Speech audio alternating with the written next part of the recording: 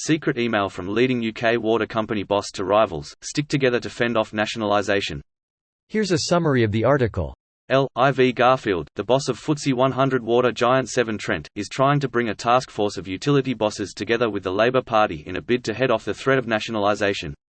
In an email sent to other utility CEOs which she describes as sensitive and highly confidential, the £4 million a year Garfield asks them to join an off-the-record roundtable with Will Hutton, the Observer journalist best known for books critical of capitalism including The State We're In. Her move comes as water companies face the threat of being renationalised, decades after they were privatised as one of Margaret Thatcher's free market reforms. She writes, whilst it is clear Labour will not include nationalisation in its next manifesto, they are also not keen on entering into the election race championing the status quo. The leadership thinks there is room for improvement and, politically, there is significant pressure to do something about utilities.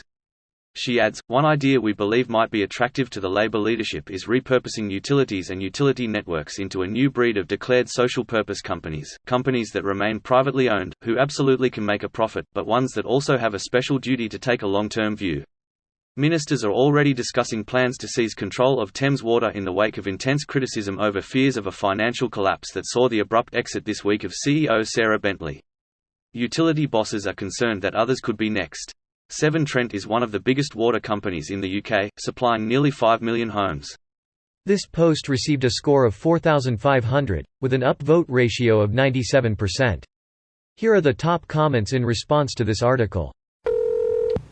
They never should have been privatized in the first place, it was a horrendous idea. Public utilities as private enterprise gain none of the theoretical benefits of privatization. There is no competition as you only have one water supply to your house. Even without the loading up with debt then walking away approach, it's a bad idea. Forming cartels is against all arguments for privatization, so they don't believe in it either apparently. All they want is the easy profit that comes from owning a monopoly. Guys he's won awards for it, so he's doing something right.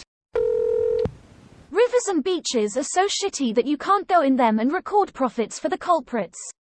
Our government just shrugs. They are delivering. What they are delivering exactly, we do not know, but they like to say it. Turds. They are delivering turds, by river, to the sea. That's not fair. They are also delivering massive bonuses to their CEOs. Privatizing all of the UK utilities was the biggest mistake ever made, and now younger generations are paying the price. Scottish Water stayed in public ownership due to devolution. Scottish Water has invested 35% more money per capita into infrastructure than the English water companies over the period since privatisation. Scottish Water domestic charges are about 30% lower than the average for English water companies. Welsh Water is similar. Technically it's a private company, but it's not for profit, no shareholders. Profits are reinvested, not paid out as dividends.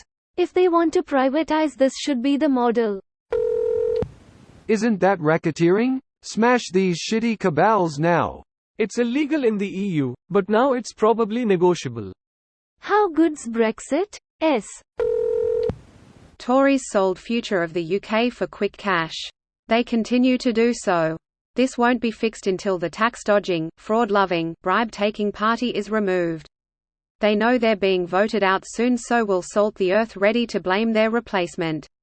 This started with Thatcher. The other guys haven't done much in that time to stop or reverse it.